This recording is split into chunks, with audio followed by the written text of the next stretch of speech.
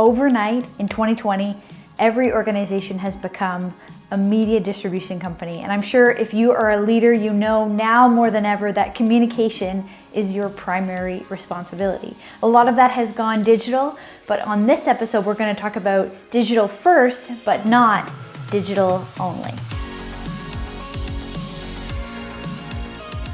Hello, my friends. Welcome to Word Made Digital Tutorials. I'm your host, Joanna LaFleur, and every week we're bringing you episodes and tutorial guides about communications in church and Christian nonprofits. It's myself and a ton of my smart friends through Word Made Digital who are bringing this to you, but this wouldn't be possible without amazing partners and sponsors. So thank you so much to the Canadian Centre for Christian Charities and to Compassion Canada who are making this possible, ensuring that you, the church, are equipped to do the work of the church, telling people the best news of the world in the digital age. Okay, this episode we're talking about digital first, but not digital only.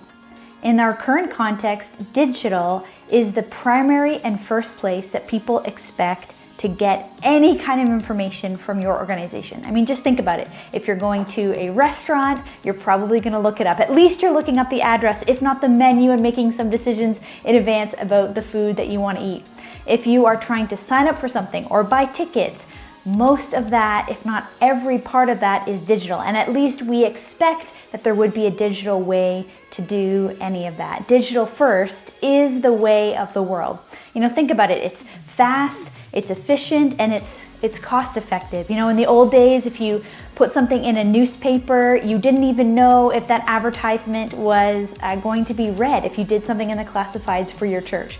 Now, through Facebook ads and digital content, you can communicate directly to the target market you're trying to reach, and you can do it and see specific results on the clicks and views of the ad that you had. You can't do that in a physical newspaper. That digital first approach to advertising is amazing for churches who are trying to do the best bang for their buck.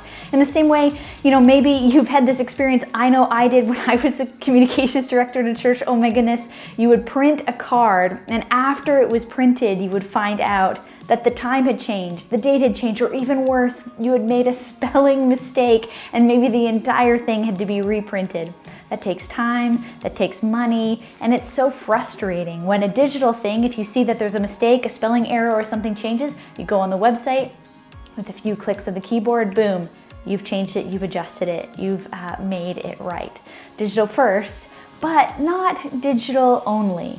I want you to think about also some ways in this world where we're so saturated now with screens, where you maybe feel like you're a media distribution company, are still also trying to grapple with this analog and digital world that we live in. And I want you to think not just of digital ways that you can connect with people, because that is the primary and first place we do expect. We should be able to sign up for things on your website. You should have dates and times and accurate information about anything that I want to participate in at your church or engage with. It should all be found in digital form. Website and video and social media, emails, those should be the primary places. But we don't want to ever lose the tactile or analog things that we can do to complement our digital presence. So digital first, but not digital only means we're also thinking of thoughtful and strategic ways to have our content physically represented in the world.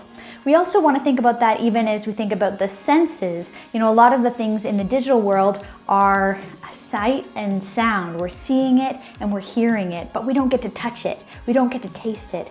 We don't get to experience it fully, even with our senses of smell. And so we want to think of ways that we can enhance or emphasize extra parts of our digital communication through our physical communication. What do I mean by that? If we want to think about digital first, of course, as I've said, all the content's going to be online. Maybe you have a big Christmas event coming up. You want every part of that information to be an amazing experience for people to find online. You want them to find the information. You want them to find out how to sign up, etc. But if you could print a card and mail it to everyone, you would have another touch point for people to be connected to that material and to promote that event in your community. What a print card does, if it's a complement to our digital strategy, is that it creates a tactile experience. It's something memorable for people. Even if they throw it out, they had to touch it before they threw it out. Hey, even better, maybe they're going to actually tuck it in their Bible. They're going to put it on the fridge if it's a family event. They might actually engage with the content in a more meaningful way if it's something tactile that they can stick up. But that print card, here's the trick. That print card should not have all the information. We want to direct people to the digital platform where all the most up-to-date and accurate information is. That's going to save you a lot of pain in misprints or spelling errors or changes of information, but also it forces people who want that content to go and take a next step, a simple next step, to go and engage with all of the content, all of the resources that you have online.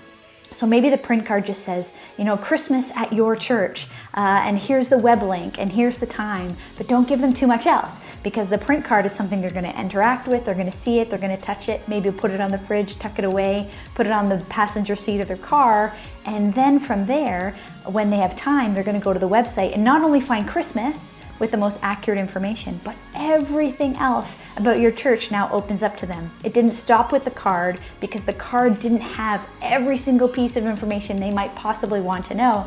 It invited them to take a next step and to go to the website, go to a digital platform where they could find all the rest of that information. Digital first, all the content, but not digital only, complementing it with print. We're thinking of all the accurate hours of information, hours of operation. We're thinking of registering for activities. We're thinking about information on any of our programs. All of that is then going to be found by someone who took the print card and carried it on.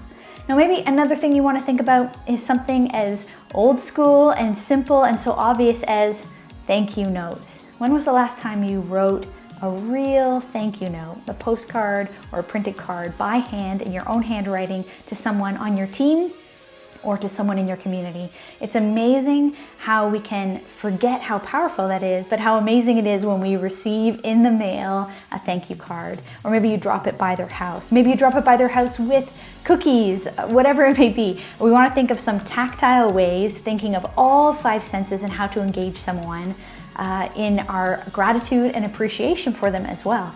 That we can, far more than an email or a text message, those handwritten notes, those tactile pieces that go along with the hey, thanks so much text message that we send, digital first, but not digital only, is a powerful way to connect with and show gratitude and appreciation. And it's meaningful to receive. Another idea is maybe you want to think about chalk drawing. If you're having an event where people are physically coming or they're passing through, think about ways that you can use chalk on the street. You can buy it at the dollar store and draw all over the sidewalks going up to your organization, up to your church doors, welcoming people, saying we're so glad you're here, say this way to the party, whatever it may be. You can use something as simple as chalk to create a tactile experience, something fun that engages them before they even enter the building. If you're dealing with staff, maybe you want to think about having a socially distanced picnic or a party where people can come and hang out in the parking lot. Or maybe I've seen some churches on the Halloween weekend, they were doing drive-by candy drop-offs where kids would come with their families in cars dressed up and they would drive through the parking lot and receive candy from the pastors in sort of a trick-or-treat kind of way. How did they find out about it?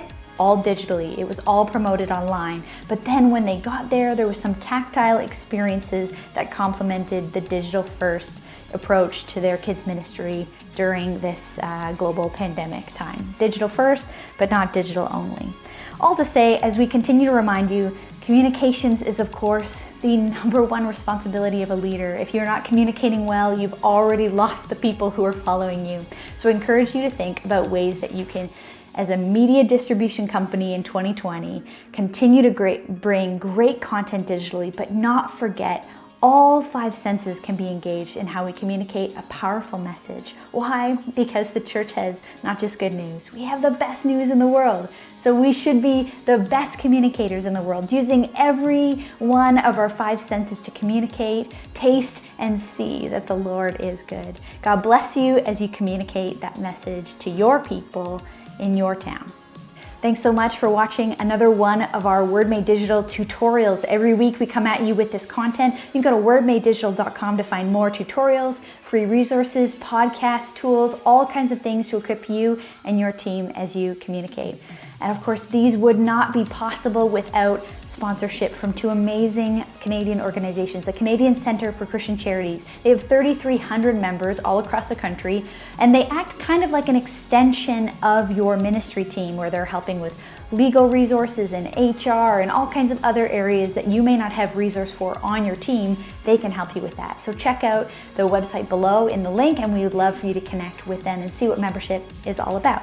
Also, of course, thank you so much to Compassion Canada, who are serving kids all around the world in the midst of a pandemic and trying to rise up the church in Canada and to really serve the needs of these kids. If you haven't yet thought about Christmas gifts, it's right around the corner, so don't forget, you can go to compassion.ca/gifts. I'm gonna link it below. So you can see amazing ways that you can not only give gifts this Christmas, but support the work that Compassion's doing around the world to meet the needs of kids in the midst of COVID-19.